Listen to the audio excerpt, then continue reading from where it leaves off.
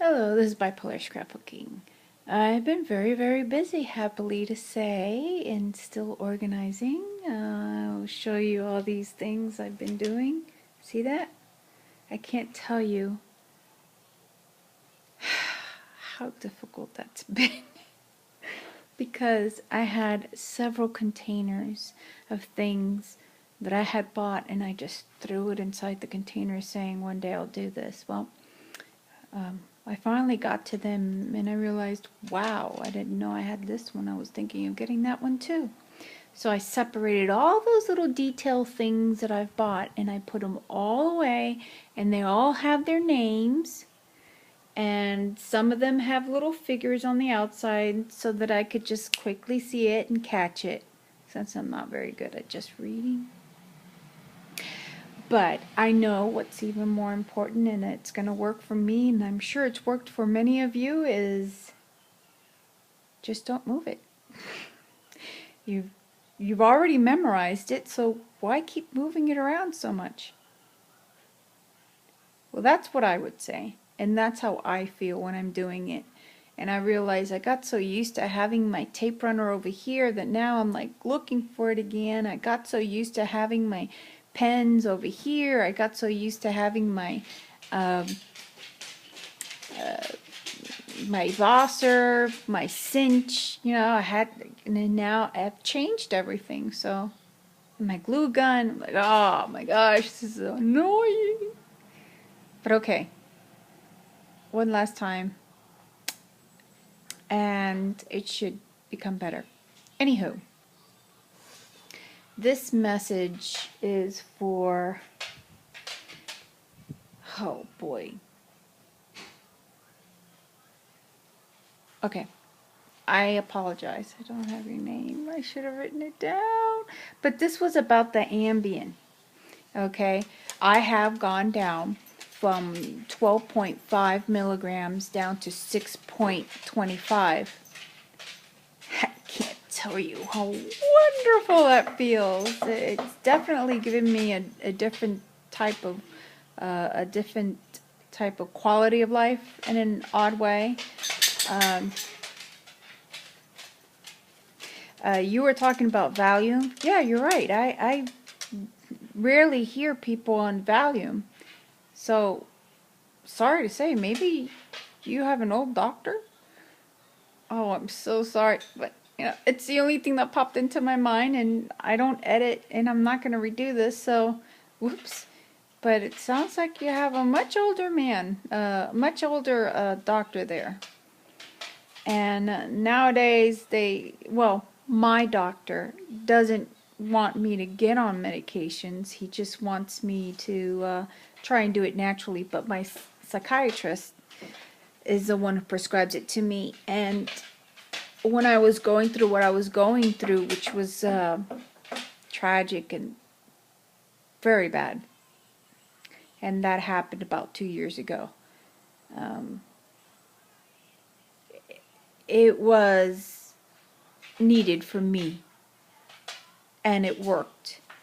And now, it's been 2 years, things have calmed down. It's not that my situation has changed, it's still going on, but I've learned how to deal with it and be at peace. So that's really important. I think a lot of the recovering has to truly be with you.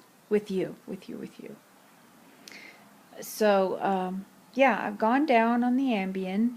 No, not Valium, but I do have Xanax, and the reason I have Xanax, which is the lowest possible, which is 0.25, is because I suffer from a great deal of anxiety and panic attacks.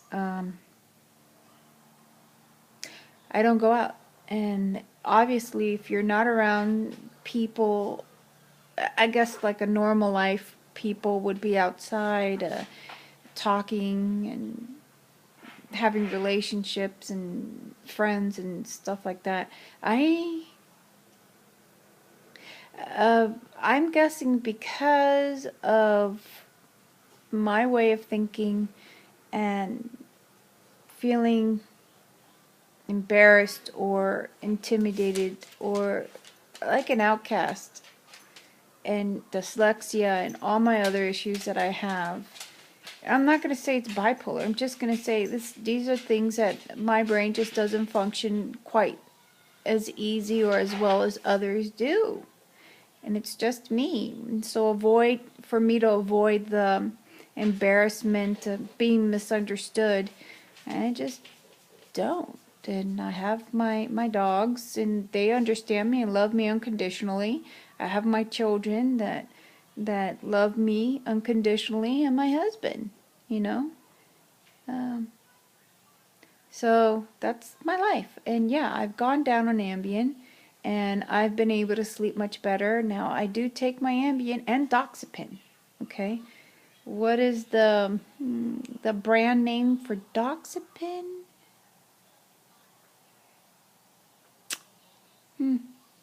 I don't know, but it's in there. I don't remember the name, but it's a sleeping medication. So I do want to get out of it, and I have to slowly get my body into learning how to sleep on its own. And it's time for me to get off of it. I mean, everything's okay, and I, like I said, I've learned to deal with it, and I've found peace. And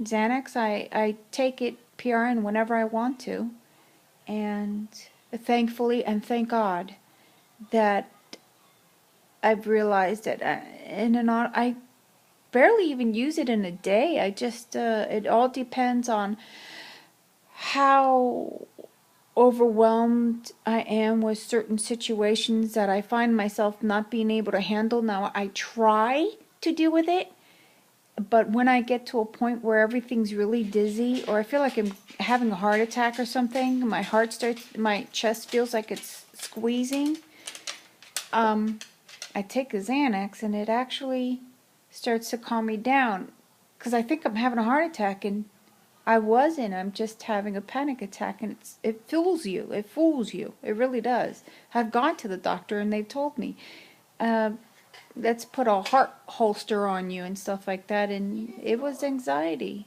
Just so happens that day it was fine. So, yeah, I get paranoid, and that's how I use my Xanax. And if you really, if your situation, at the time you needed to take these medications, and your situation you found peace with, I can only tell you myself, my experience is, yeah, I've gone down, but it's very, very slow. It's not something you rush, and when I mean slow, it's like, okay, I'm gonna spend a good 3 months to make sure that this is okay with me and that my body has learned. And then I want to take it down to maybe 2 milligrams if they have that. I mean, I really want to bring it down. And then after that, see if I can stay off of it. Remember, the Ambien for me is to get me to fall asleep, not to keep me asleep. And that Doxepin allows me, because I have restless legs, like you have no idea.